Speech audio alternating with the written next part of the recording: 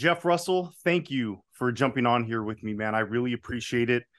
Jeff, we've had the pleasure of working together for a few years now.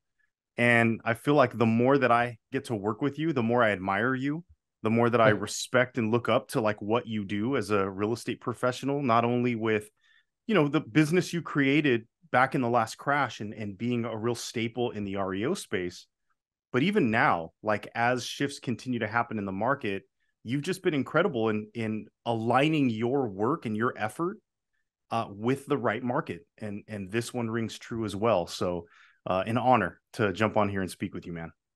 Well, thank you. But actually, I think it's going on 6 years now, actually. Time Wow. flies. It does fly. Well, it flies when you're having fun.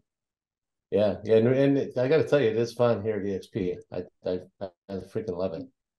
Yeah, the collaboration's very different, right? Like you and I wouldn't have the pleasure of getting such good information from you consistently without this model.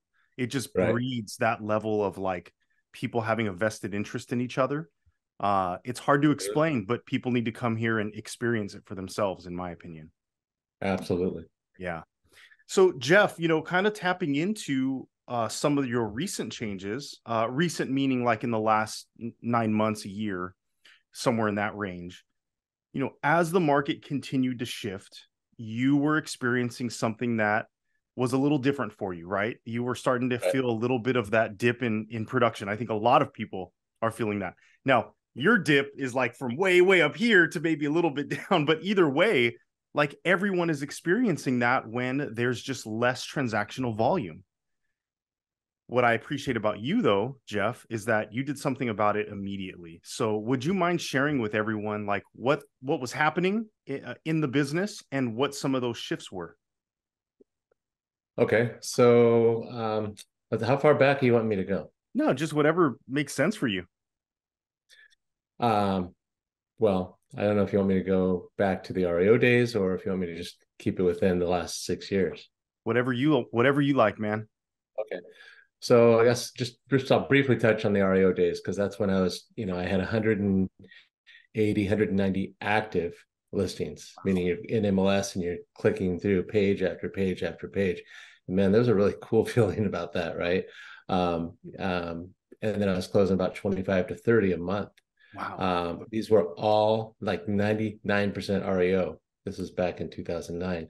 So I said, I'll just briefly touch on it.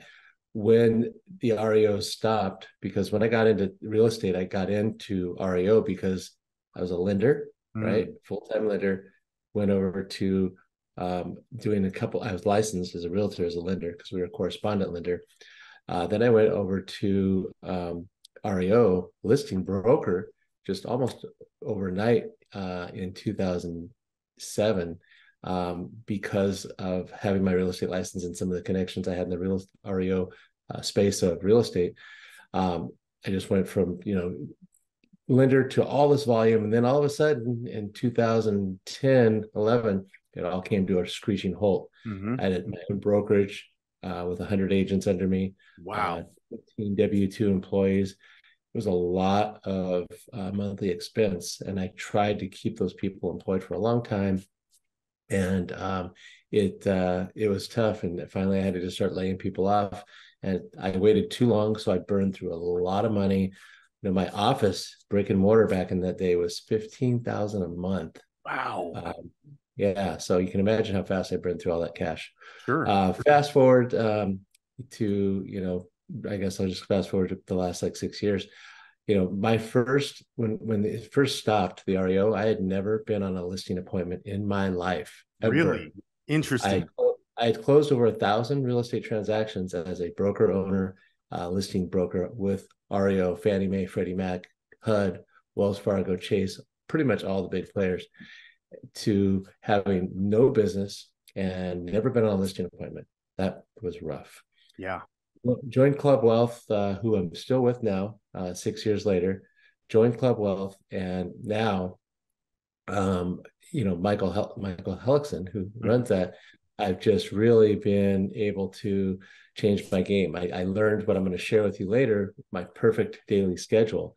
I learned that any good, really good salesperson, man or woman, gets up in the morning, suited and booted, at 7:30 in the morning, and talk a little bit more about what I do at 7:30. But and ready to go for the day, because you never know what appointment's going to come up. And in this business, it's speed to lead. You got to be there fast before someone else talks to them and then decide to do something with somebody else.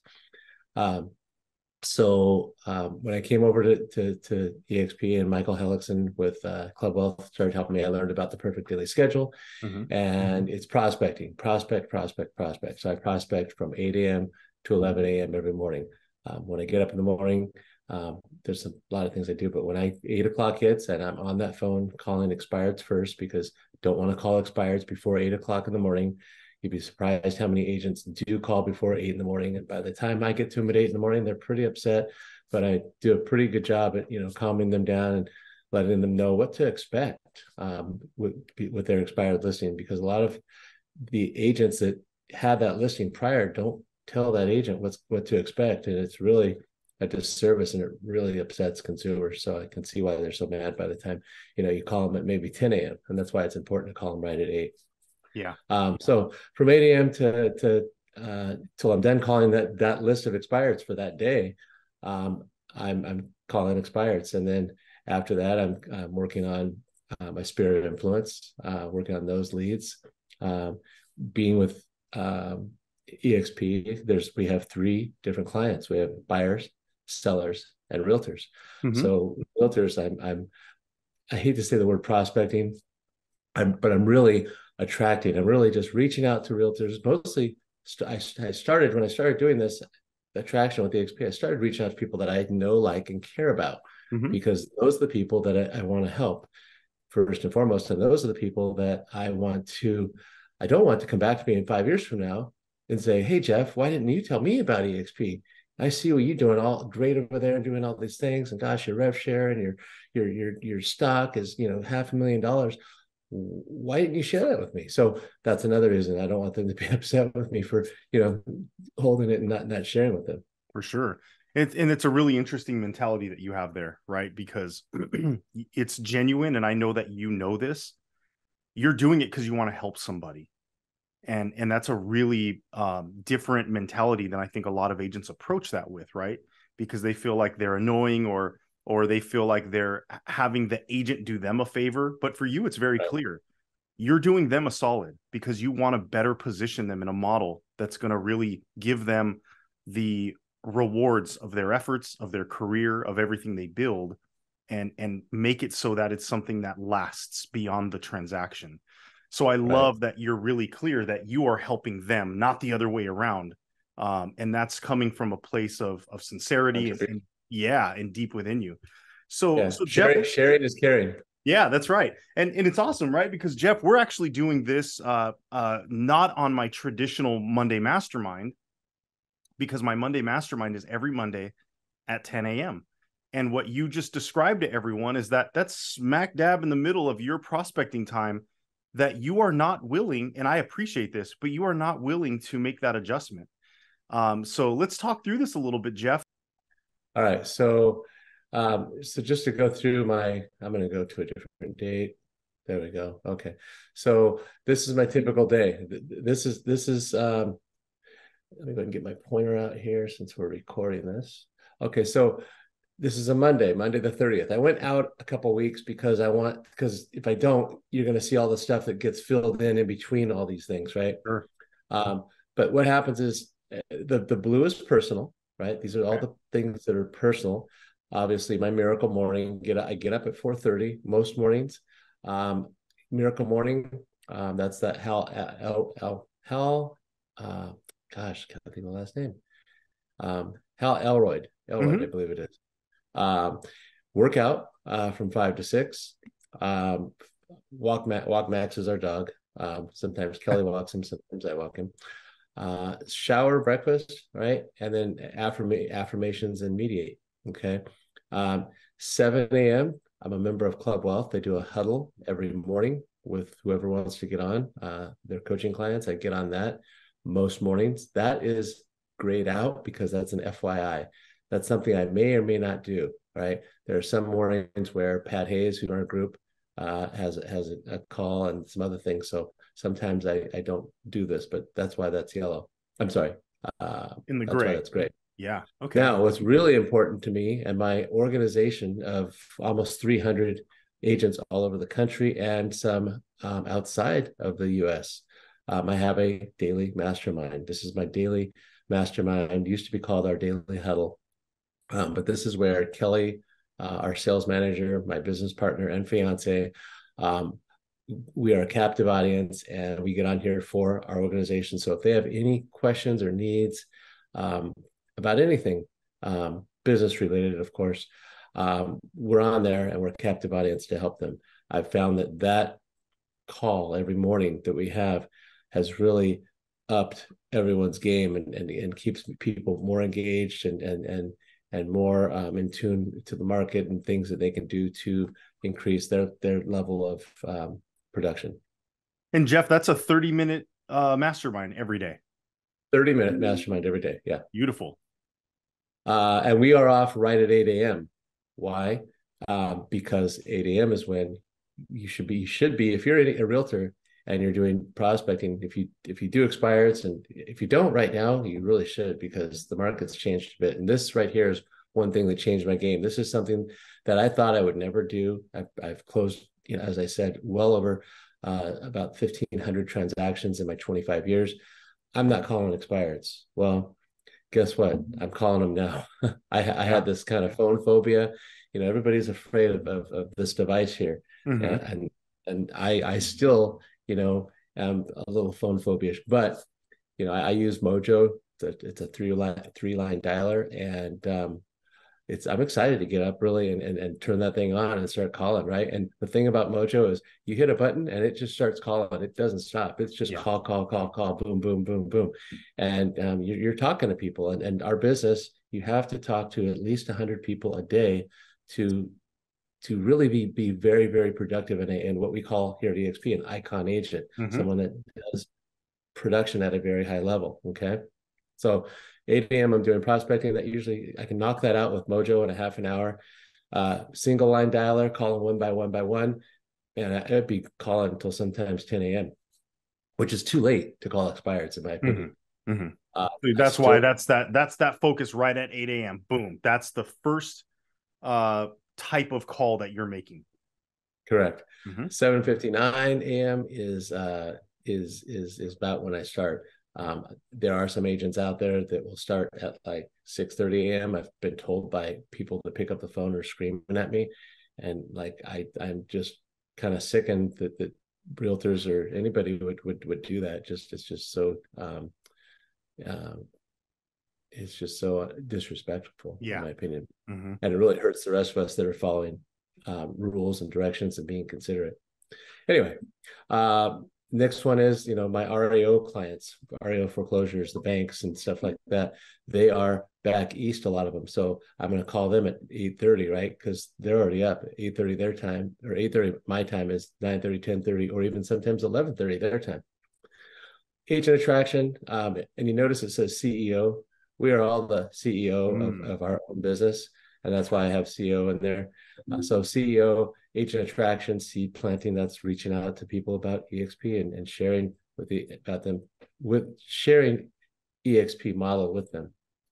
Geofarm and Spear, your SOI, Spear of Influence, and my Geofarm. My Geofarm is about 650 to 700 households in where I live, right here in Huntington Beach, California. And the Spear are my friends. I have all my friends and colleagues and people that I've and past clients, right? So that's what I'm calling at 9:30. And then 10 a.m. is follow-up. Okay, that's when I am following up with people that I said last week I'll call you on Monday the 30th. People that I just have to follow up with for whatever reason. That's usually outgoing calls to return calls. And really, I learned this again in Club Wealth as well. The fortune is in the follow-up. If you're not using a CRM right now, and I'll be honest, I've only been using a CRM for like the last maybe 10 years of my career at the most, very most. I've had a CRM, but I never used it. Having one and using it are two different things. You need to be in your CRM 3, 4, 5, 6, 12 times a day, right? That's you using your CRM. If you're not using it, it's just that's something on your desk, right, in your toolbox that you're not using. The fortune is in the follow up. The having your CRM tap you on the shoulder, remind you to call somebody is imperative. I can tell you, even with using a CRM, I've gotten behind in my follow up. I've I've seen a seller. Oh shoot, I was supposed to call this seller 2 days ago. Oh man, let me call him. I call him. Guess what? The property's listed, Ugh, right? Property's painful. listed. $2-3 million property. And then when it closes, because I follow stuff, oh, I see that that same seller's agent that would have been me got both sides. So now instead of a $4 million transaction, it's a $7 million transaction or something like that. So it's the fortune is in the follow up. Trust me. Use your CRM, use your tasks, and stay caught up with your tasks. Let's see. Oh, and you see, there's Joseph's mastermind. So that's why I miss it, because at 10 a.m. I'm doing my follow up, right? That's But right. it's still in my calendar because if some for some reason, I always keep stuff in my calendar. That way I know when it is. Because like I said, I mentor a lot of people. I could say, hey, here's Joe Limo's mastermind and forward them this invite right here. Red. Red is, if this was interactive, I'd be asking questions right now. I'd say, what is red? But I'll tell you, red time is stuff where you're not making money. Oh, Okay. okay, interesting. When you're sending emails or checking voicemail, that's not making you any money necessarily, right? Prospecting and appointments are what's making you money in sales. So that's the red time. And the reason why it's at 11 and not in here is because if you start doing your emails and checking voicemails, guess what you're never going to get to? Mm-hmm. That's right. You never get to this. Okay. That's why you got to knock this stuff out in the morning first and then get to your emails and your voicemails and Facebook. Gosh, if you're in Facebook up here, you're going to be in Facebook all morning and then it's going to be lunch all of a sudden. And speaking of lunch, here's lunch. Blue is personal, just like up here, right? Blue is personal. And then the rest of the day, every day, including Saturdays and Sundays, if I am not prospecting, right? I mean, I'm sorry, this is for appointments. The afternoon's always for appointments. That way, when I'm prospecting, I can always say, hey, during my expires this morning, I can say, hey, Mr. Seller, that's great. Let's meet today. I have 2 p.m. and 4 p.m. available. Which works best for you, right? Mm-hmm. Typical sales. You always give them two options. Don't say, oh, when can we meet? When works best for you? No, I have this day and this day available. Which works best for you, right? Okay. So I know that I always have open time between 1 p.m. and 6 p.m. Okay. Now, if I don't have appointments, then I'm prospecting, right? Oh, and I just started calling expireds in the afternoon too, because a lot of people, at 8 a.m., they're on their way to work or at work and can't answer the phone. So I give it one more shot in the afternoons. That's awesome. And then, of course, you got the rest of the day, which is all my personal stuff. And the stuff that's in capital letters Uh-huh. are appointments with myself, Mm. right? Nobody's expecting me to be there. If I don't show up for lead follow-up and CRM task reminders, it's not a big deal. So I can at a glance look and see, is this personal or is this money making? Is this admin, the red admin stuff? Yellow, is it really important? Do I have to be there? That's how I can just at a glance check my schedule. Okay, so a couple of questions for you there, Jeff. As you go through your day, because you mentioned this when we started, you will like this is the format of the day in terms of how it's supposed to go. And I'm Right. sure for a lot of it, you've been very diligent about making sure that, this lines up with reality. But when there are changes, for example, appointments do come in the afternoon, do you add that to your calendar and do you make those adjustments so that when you're done with the day, it is what actually happened versus the initial intention, for example? Yeah. So the way Outlook works is you see the little white marks over here, the empty Mm-hmm. spots. Mm-hmm. This is so this is available. So like I use Calendly, and Calendly will allow appointments to be set by just about anyone during the time that's open, right? But here, as you can see during prospecting, like if you look at me on Calendly, you'll see that I'm only available Monday through Friday anyway, starting at 1 p.m. and ending it at 6 p.m.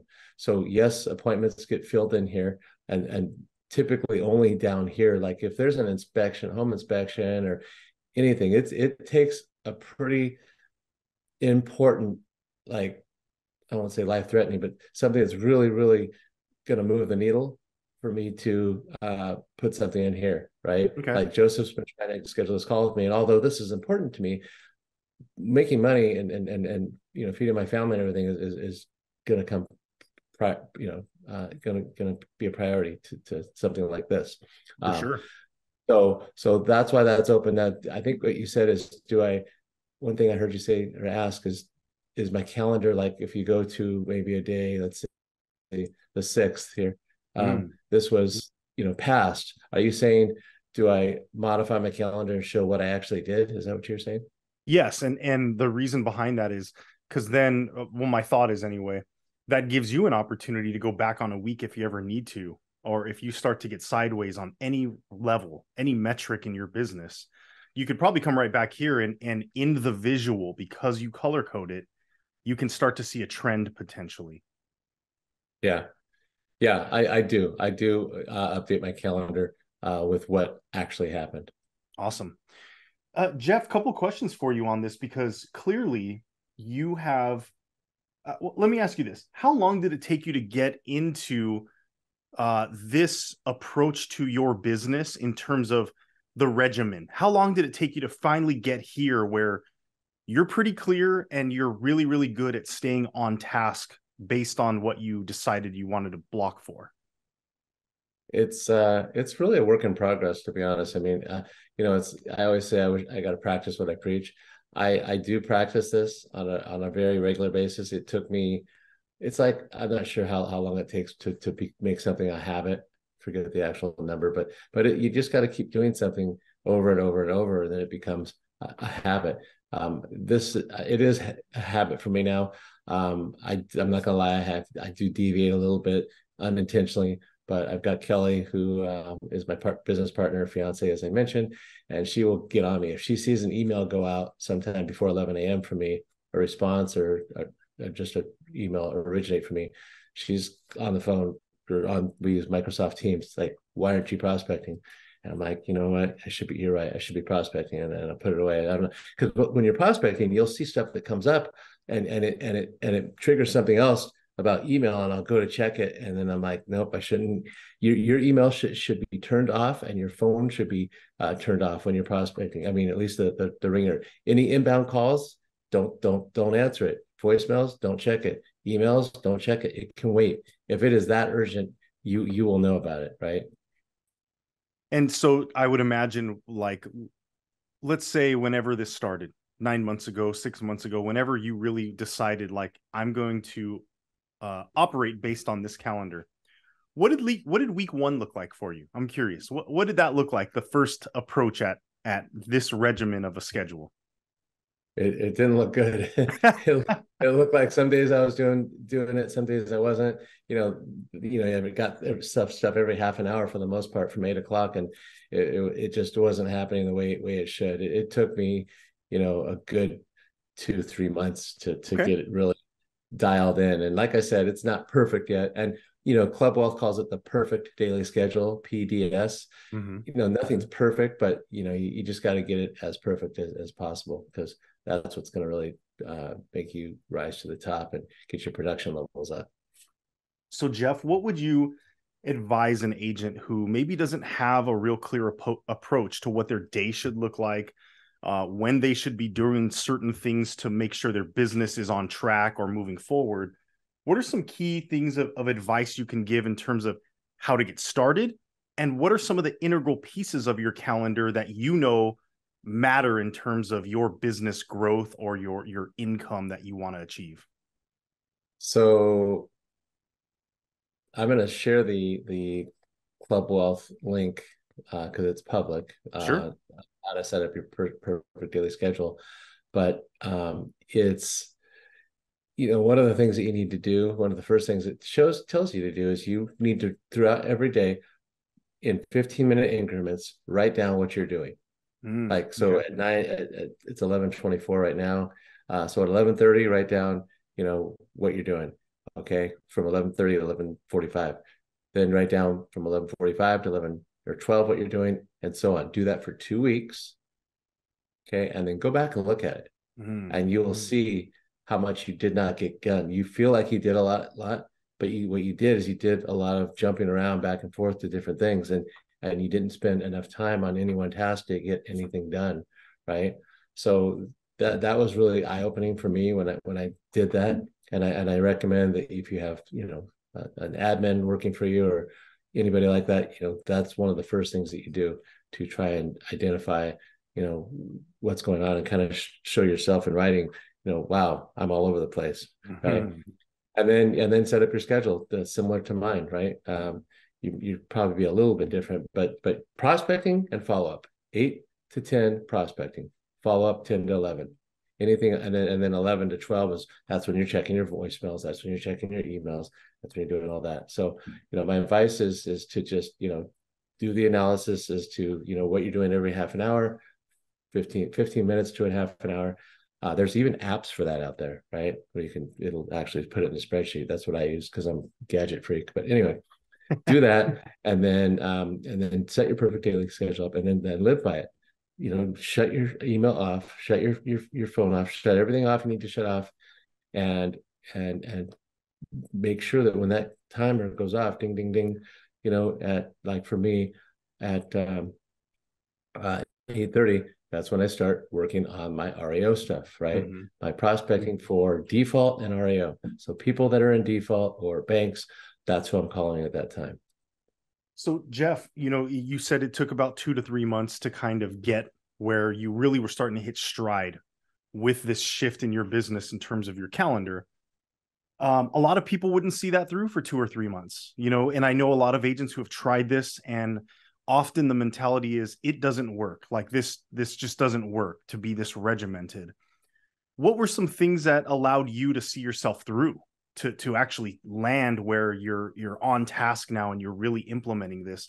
Because that's a long period of time, and you and I both know a lot of people, okay, not agents specifically, just people in general, they're gonna Right. lose their confidence, their willpower to see it through. So what were some things that help you during that time?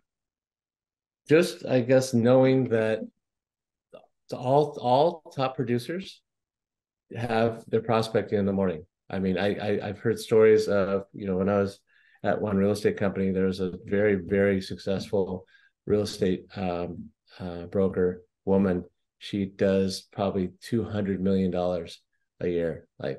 And I remember him saying she shuts her door to her staff and everybody else, and unless there is a fire that you can't handle, and I mean literally a fire, right? Fire trucks, everything, do not bother me, right? And they respect that. They don't bother. And the actual broker of record walked into her office once, and she turned around and said, "Go, you got to go." I see that top producers, they're the ones that are following something very similar to this perfect daily schedule that I've shared, where prospecting happens in the morning. You knock that out. You don't wait till the afternoon, or it won't happen. And one of the things too I see is agents will schedule inspections or meetings and things that you need to schedule around you, because when you schedule something that's not prospecting in your mornings, you might as well take a couple $100 out of your pocket and give that to that person, because they're taking money, not intentionally, you're allowing them to. They're taking money out of your pocket. You need to control your schedule, not have your schedule control you. Ooh, that's great. Absolutely.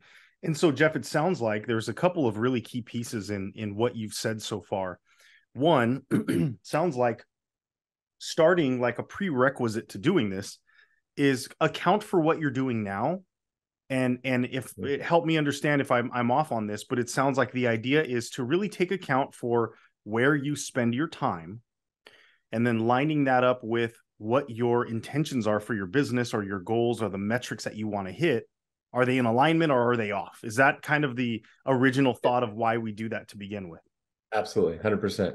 Awesome. Right, because you've got to be. Another thing too is when you do your business plan, I want to make $100,000 a year. Okay, in order to do that, this is what's going to get you there. And if you look at that, you look at all the calls that you're going to need to make and all the contacts you're going to need to make, which are going to get you the appointments.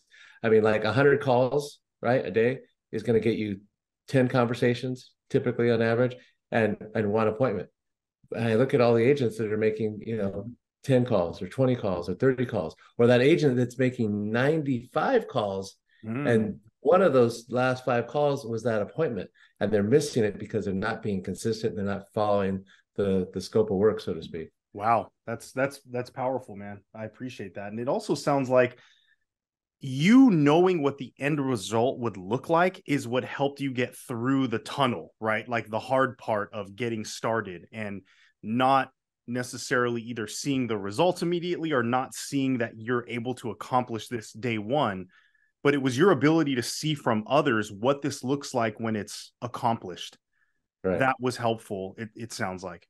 And just to be frank, the other part was seeing what it's going to look like, like in this where we're at right now in real estate. 1 out of 3 realtors are going to be leaving real estate, right? Out of real estate because they just couldn't make it. I'm not going to be one of those 3. And I have I live a very high lifestyle, and it's a lot of people. Your why is very important, whatever that may be. But one of my biggest whys is I want to continue my current lifestyle. So Mm-hmm. I know what it looks like if I don't up my game. And then another piece, it sounds like it was something that makes sense in terms of how you operate your business, but there is a high level of accountability with you and Kelly. And that's something that you are intentional about, it seems. And that seems to have been another piece of your really well put together approach to this. Yeah. Having an accountability partner is helpful. My coach had me paying Kelly's car payment Mm. when I deviated from my calls. So if I was caught doing something other than my prospecting, I had agreed, and that's anytime that month, right? So 30 days, one of those days, 1 out of 30, or I don't prospect 7 days a week. So let's call it 1 out of 20 days or 20 some odd days. I don't prospect that I said I was going to prospect. I have to make her car payment, right? Her car payment is close to $1,000 a month. Mm. Mm. So it's got to be something that hurts, right? A lot of coaches will do that. If you don't do this, then you're going to write a check to the politicians that you don't like, whichever side you don't like. You're going to write a check to support them. If you're a Republican, you're going to write a check to Democrats for $1,000. Something, and depending on how much their income is, maybe 10,000, right? It's got to hurt. It can't be like, if you told me to write a check to Kelly or anybody for $100 if I didn't prospect, I probably wouldn't prospect. Yep. Right. Because it's not enough to hurt. So it's important that you have accountability partner, and maybe, something that you've got to do if you don't stay on track. Sounds like an emotional charge to it is part of that dynamic, right? Yeah. And that's kind of interesting, like the gamification of it almost, where that means Kelly's going to keep a extra close eye, and she's eager to find you not doing it almost, right? Because now it's like, awesome, write me a check, buddy. Yeah. I had written my coach actually a check for $10,000. 10,000. Whew. Yeah. Wow. So that probably is part of what got me going, to be honest, now that I think about it, because there were some checkpoints in there that I was like, okay, I have to do this. So Jeff, you are a REO agent, as you started, that literally did thousands of real estate transactions before even going on a listing appointment. So I can see what you're talking about in terms of the gap of like what most agents do to build a business versus what you've accomplished without having to go through a lot of that, just based on the, really the genius approach that you had when you entered the industry and where the market was at the time. So with that said, it makes sense that there was some call hesitation when you show up to your life and you're like, I'm going to start prospecting for sale by owners and expireds. Oh, that's going to look a little different now. Tell us a little bit about that. Like, and you said there's still some phone phobia there, because I think a lot of people, when they talk about that subject, it's like, get over it. Well, that's cute. Of course, if everyone could just get over it, everyone would have gotten over it. And you Right. even said you're not necessarily over it, but what do you do to what did you do to get started with the fact that that was there? And what do you do now that there's still some hesitation or angst around it? So it's funny, like you say, I went from, just getting this stuff. I was blessed getting these listings, right? I would go to Vegas, literally, and I would, while I'm playing blackjack or whatever, I'm getting emails from Freddie Mac. Oh, you got a new listing. Oh, new assignment, new assignment. I get Wow. like 12 listings sitting there playing blackjack, right? And then come back, and I mean that was amazing. But I was blessed, right? Now I fast want to forward do to, that prospecting with you, Jeff. Let's go do that. yeah, right. Fast forward to today, the call reluctance. It's just, part of the biggest call reluctance is I the people are just so upset by the time you call them at 8 a.m. a lot of time. And I don't want to scare anybody away, but so upset when you call, by the time you call them, they're just angry at you and they tell you these really nasty things. Like I'm talking like F you or, Mm-hmm. all kinds of stuff. And it's like, man, and why do you keep calling me? Well, this is my first call. I mean, but because I'm very, my mom told me not to get into real estate 25 years ago. She said, Jeff, you're just too shy and you don't like rejection. And she's right. The shy part, not as much as I used to be, but the don't like rejection. And it's hard when someone tells you, no, or tells you, hey, F you. Yeah. Right. So I've just like Mojo has two things have helped me.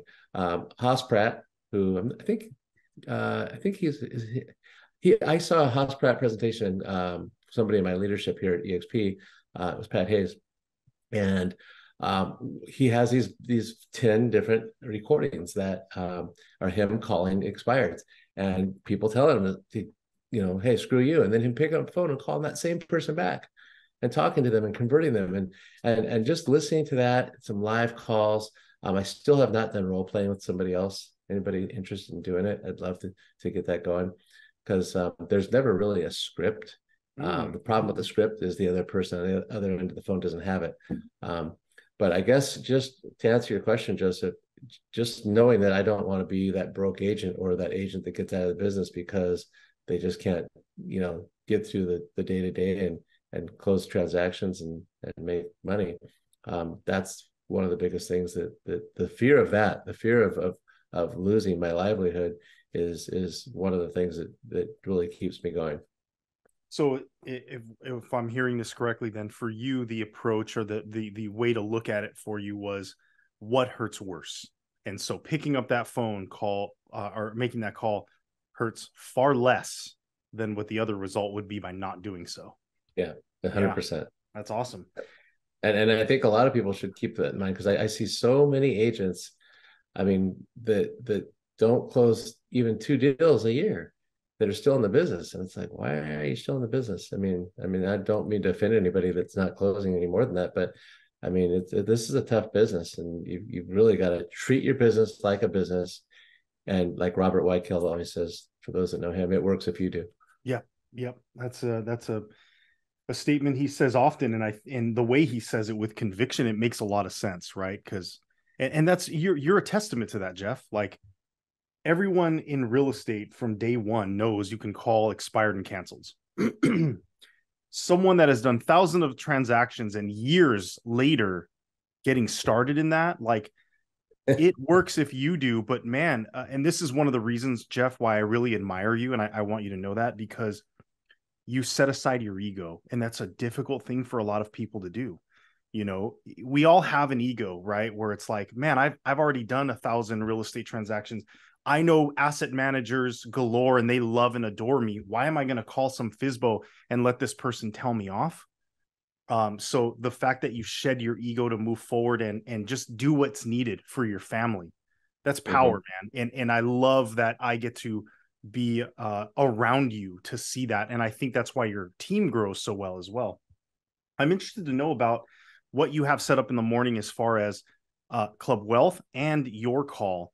How does that prepare you for 8 a.m.? Are there certain things in there that you look forward to every day? Or I guess to extract out for other agents, A, get with Jeff and be on something like that so you can learn from him. But if for whatever reason they're not available to do that with you, what What is it about those couple of things in the morning that prepare you so they could find the same? Yeah. So again, I'm up, I'm showered, I'm suited and booted. I'm ready to go by 7 a.m., right? Ready to go. Like I could go out on a listing appointment and Mm. be somewhere at 7:30 if I had to. Um, the Club Wealth is great because that is something that they mastermind all the time. What's nice too about Club Wealth is they allow me as a Club Wealth client to share that masterminding with people in my organization. So Wow. everybody in my organization has access to it, which I don't know why everybody doesn't take advantage of it. Maybe some don't know about it. I don't know, but man, I'm paying $3,000 a month for this, right? Wow. And I'm able to share it, and a lot of people are taking advantage of it. But anyway, so that 7 a.m. call with Club Wealth really prepares me because there's so much masterminding going on and sharing, collaboration. I mean, it's huge, right? And then, of course, my call, you know, anybody that coaches or mentors probably knows this, but when you coach or mentor, you are actually learning too, because the more times you're coaching it or mentoring or whatever it is, you learn from it, right? And I feel like the more and more I do that, the more and more I actually get out of it too. So, and being able to help those people, whether it's on the Club Wealth call, people that are just colleagues throughout the country, or it's on my huddle mastermind at 7:30 every morning, where I'm actually helping people, and I do have a financial alignment with those people. But at the same time, even if I didn't have that, I would be helping people because I love to help people. Jeff, I'm super interested to know, like, when people call for sale by owners expireds, those can be challenging calls for all the reasons you've already mentioned, right? They're it's competitive. Um, for a lot of them, there's a reason why they weren't working with an agent to begin with. So there's a lot to work through in some of those phone calls. What is it about your value proposition, or what you know about yourself, that gives you that confidence to penetrate some of those barriers and those walls to engage these folks? Because you're winning with this. You've had multi-million dollar listings that we've Yeah. talked about based on a morning phone call that you made. So you're getting through. What did you find within that helped you to have that confidence and actually the value that they saw in you as well? What is that? I would just say confidence. I would say, my experience, but experience, you can use other people's experience if you're a newer agent. I mean, you fake it till you make it, right? Mm-hmm. I mean, well, quite frankly, I'm a brand new agent. If you think about it, I mean, I'm not brand new, but I mean, all of most of my experience was REO. Mm-hmm. My traditional transaction count is not nearly as high as my REO count. So I'm a newer agent, but it's just having the confidence, masterminding with all these people and learning all these things that I've learned. I mean, people fail forward. People tell me all these things that have worked and don't work. And I know all those things. So when I sit down with a seller, I can convert that seller. They love me. They know they want to list with me because they know I'll do the best job out of anybody that they hire. The hardest part, like with expired invisibles, is getting in front of them, though, right? Because once you get me in front of somebody, my close rate's probably at least a 80 to 85% close rate, right? But if I'm not, don't get the opportunity to get in front of them, it's like a 5 to 10%, and that goes true for a lot of people. So just the numbers game, getting them on the phone and talking to you, because that's the hardest thing, getting them to pick up an expired or even a FISBO for that matter. They don't pick up. It's like, I don't know how the heck they're going to sell their Yeah. home. Anyway, but it's just having the confidence is big, and really it's a numbers game, right? It's like my first expired listing was, they picked up, and he talked to me, and I kept him on the phone because I know as soon as he hangs up, somebody else is going to be calling and talking to him. So I Yep. got the appointment. Literally, I'll tell you a quick. Do I have time for a quick story? Of course, Okay. please. So Saturdays and Sundays are the best days to call expireds, right? I'll just tell you that right now. Wow. Why? Because most realtors aren't calling. Most realtors are sleeping or doing whatever. They're not working on weekends. So it was on April Fool's Day.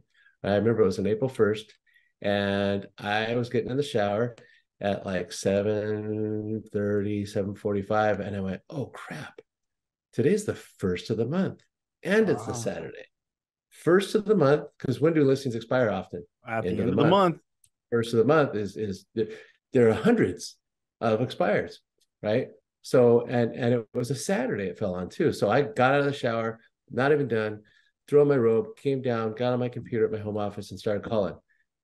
Talked to a guy. He says, "Hey, my home's vacant. I'm from out of town. I'd love to talk to you." I said, "Okay." I told him, "Hey, a bunch of realtors are going to call you," and I gave him the whole thing. Told him I have kind of not a script, but something I go through with sellers. Um, and I literally finished getting ready, got back to the shower, went and met this guy at like 9 a.m. Mm-hmm. and got the listing. Boom, Wow. got the listing. So it's just it's numbers. You have to call, get as many contacts as you can, and get the appointment. If I had, by the way, if I had made that appointment for the next day or 2 days later, do you think I would have got that listing? Probably not. Probably not. Right? Yep. It's got to be right now. You don't screw around. You got to do it right now. So Jeff, so pro tip right there, right? That's a huge one. Weekends, especially if a weekend is the first of the month, like boom, that's golden hour right there. What does your Saturday and Sunday look like? Is it also 8 to 11, or is it truncated on any level? My Saturday and Sunday looks like this. So Saturday, oops, let me see here. Oh, come on. There, There it okay. is. No, that's not it either. What the heck's going on here? Let me go back a month. I think I need to check out my calendar. I think something got messed up. Something did. Yeah, well, I'll just tell you. So on my Saturday and Sunday, I usually will start prospecting at 9. I wait till 9 on that. Okay, because I want to let people sleep. I've had too many people scream at me and tell me it's too early in the morning. I know that legally we can call it 8, but I don't want to be that guy. So I wait till 9 on the weekends. And I call my expireds, obviously, first on the weekends at 9. And then, it's usually just catching up on some other stuff. And in the afternoons, it's appointments. I'll go by open houses to go prospect for agents, right? Yep. Okay. Because the agents that are out there holding open houses, those are the agents that I want to work with, because those are the agents that are actually working. They know what it takes to be a great agent. So I'm looking for, and they're usually newer agents. I mean, like for me, I only hold the first open house open, the debut, right? Yeah. Because I'm looking for what? As a listing agent. Sellers. You're looking for other Sellers, right? listings. Yeah. Yep. So I'm doing that with Kelly or somebody on my team the first time. After that, it's the buyer's agents. But those agents that are out there, those are the agents that I want to work with. So, and then I don't work every weekend. I mean, I do work honestly like 80 hours a week, both Kelly and I. And some weeks we work both days. Like this weekend, we're working Saturday and Sunday, but we try not to do it too often because you can burn out. Yep. Hey, that's a great point. I mean, we have to sustain our ability to keep showing up, and we're doing all this for a reason. You started with it. It's your lifestyle. It's the life that you and Kelly created that you guys enjoy so much. If you shut that down, what's the purpose of showing up anymore, right? So I think that's a Yeah. valid thing for people to hear from someone like you who's so regimented in their calendar. Like, also make sure that you are recharging the batteries, taking time away, and just staying in that place of being really happy with your life in totality. Yeah. And we both really love what we do. I mean, on my website, my slogan is "We love what we do for you," Oh, and that's I great. mean it. It's great. So we're not coming to sell your house or sell you a house.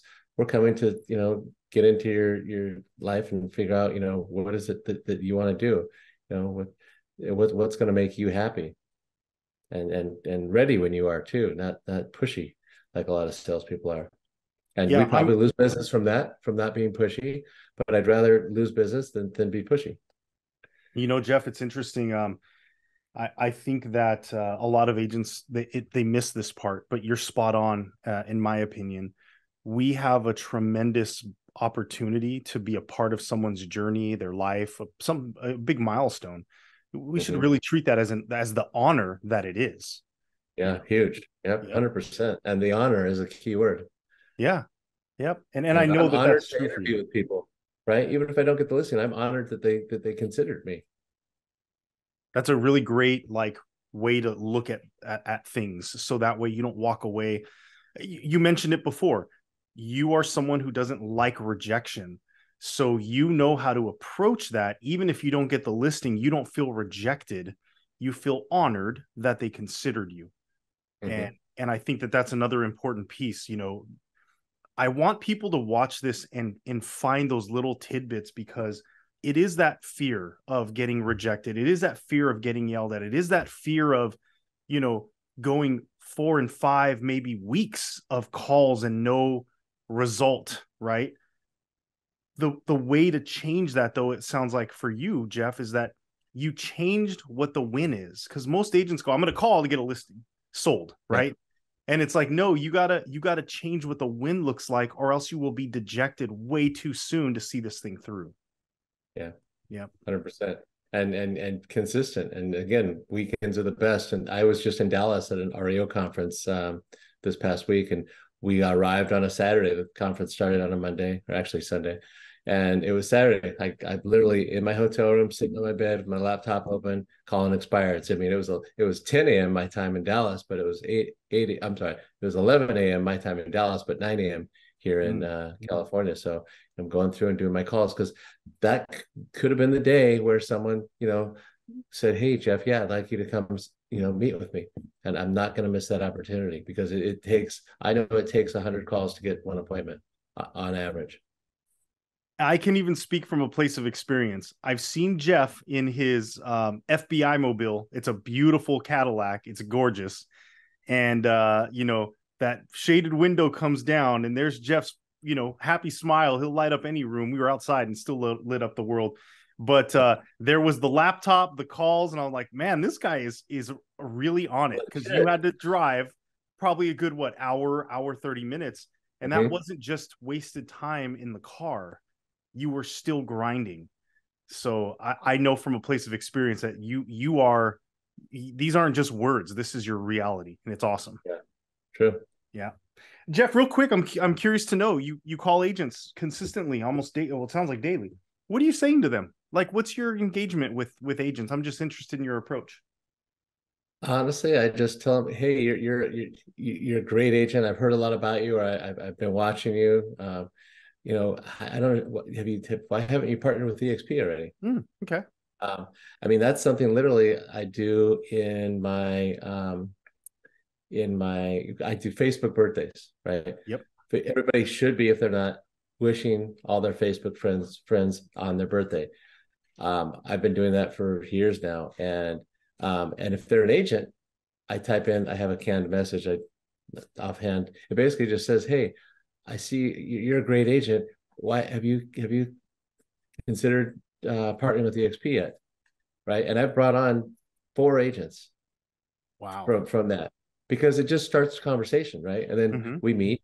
I have another one today, so that'd be 5 if the person comes on. I have a lot of them that meet with me. Some of them, have whatever they want to come, or they come later, or I don't stay sticky with them and they come under someone else. But that's fine, as long as they come over, because I know it's going to be amazing for them and their business and their legacy. So yeah, I do the Facebook. I also, what I'm going to be switching that over to is I'm going to have a VA pull the birthdays, load those into my CRM, put a task in my CRM for me to call them, or at least reach out to them 7 days prior to their birthday. "Hey, I know your birthday is coming up next week, but I just want to be the first to wish you a happy birthday." Right? Because otherwise I get, how many birthday wishes, happy birthdays you get, right, on your birthday. Yep. You don't remember who wished you happy birthday for the most part, right? Maybe the first one in the morning, and I try and do that, by the way, too. But anyway, we're switching it over to 7 days prior. I'm going to pick up the phone depending on how close I am, or send them a message 7 days in advance. And we do it on LinkedIn too. I just started doing LinkedIn. So Pro tip right there. yeah, so that's some of the things I'm doing. I haven't been attracting as much as I should be. I need to get back on that. And really, when I attract, I feel like, just like with a seller, I know that when I sell someone's home that wants to sell their home, I'm going to get the most money for that house. They're going to have the best experience. I mean, they're going to be so happy they chose me. And that's why I have so many, 5-star reviews. The same thing with agents. If they're gonna love EXP. I mean, there's not very many people. There's a small percentage of people that don't love EXP, and most of those people are people that don't produce, right, or don't produce at least a higher level. And when I say higher level, like, more than a handful of transactions a year. Those people I understand to some extent, but anybody else, I mean, it just makes all the sense in the world to be here. Yeah. Particularly with what we have going on with the group that we're with, right? Because we have Yeah. 24 coaches. We have people who genuinely care, that mastermind consistently, that work together, that collaborate, that share secrets and tips. I think that, and Jeff, you're a major staple in this, but the people that we have in terms of caliber of their business production, the caliber of who they are as a human being, I would put us up against anybody. And I know that when people come here, two things are going to happen. One, they're going to get what they came for, and two, like you said, Jeff, we did them a service, and that's what we show up for every day, right? We make sure that when we show up for our agents, we're doing it in a way where we feel proud of what our accomplishments are, or what our efforts were to support them. Yeah, they're going to get what they came for and then some. Yeah. And I'm a certified mentor, right? So I mentor newer agents that come into EXP, and I've had some. The organization you align yourself with and put yourself under, it makes a huge difference. I've had some mentees that after being a mentee for 3 to 6 months, and working with us, seeing all the things in our organization that we do for people here at EXP in our organization, and being a part of those huddles and all that. Well, when they graduate, right, after Yep. they've sold the required amount of properties, they're like, well, can I still attend your huddles, Jeff? Can I still do this or that? And the answer is no, unfortunately, because it would be a disservice to the people that are in our organization for me to take the time to work with somebody that's not in our organization, right? Because that's stealing time. Time is money from people that are in my organization. So it really is a good feeling, though, at the same time, because I think, man, we're doing an amazing job. All these other agents from these organizations want to get into our organization and can't. So it's a really good feeling to know that we're really going above and beyond for our people. The other part that I really love about how we've approached this thing, Jeff, is that we are designed to help an agent scale, like legitimately. For example, my program, brand new agent, right? You mentor them, which is a very different thing than actually putting them through a coaching program. And I think a lot of agents will need both to be successful, and that's great. But when I can take a brand new agent and build them from like 0 to 6 figures, right? Like we've established the foundation of their business. And once they've really hit stride there, there's a lot more to go. Then the goal is I want to be on Jeff Russell's level. And we have that ability to take an agent through their career path and continue to scale that growth, because they may start with me, and then in the future, they're going to end up with you, because there's always a new ceiling. There's always a new goal. There's always a new way to grow. And we've kind of designed our coaching to make sure that no matter where an agent starts, we know Yeah, where to get them to the next step. And we've always got, the future ahead of us, which is awesome. yeah, 100%.